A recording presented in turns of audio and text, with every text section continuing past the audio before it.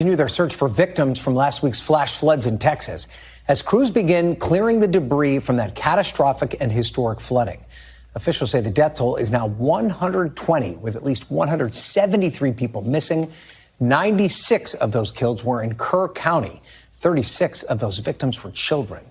At Camp Mystic, where 5 campers and 1 counselor are among the missing, families have been collecting their children's belongings.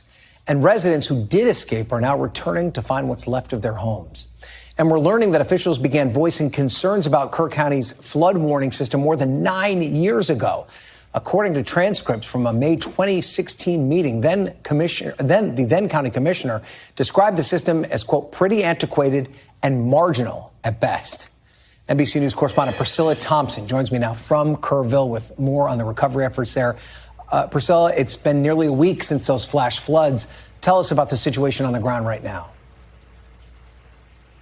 Yeah, Ryan, nearly a week since those floods and nearly a week since they have found someone alive from this flooding. There are still more than 160 people missing in this county, and that number has not changed since late Tuesday. And so the search is growing more dire, but I will tell you, these teams continue to be out here, helicopters above, people on foot, divers in the water, trying to find anything that they can to bring those families who still have missing loved ones out there, some sort of closure or further information. At the same time, the calls for accountability are growing louder. We are just learning that in 2024, there was a hazard mitigation plan here in the county where it was said that there would likely be a major flood here sometime in the next year. There was again that discussion about possible flood warning systems, and that question was deferred. And obviously, we sit here today having had that major flooding event happen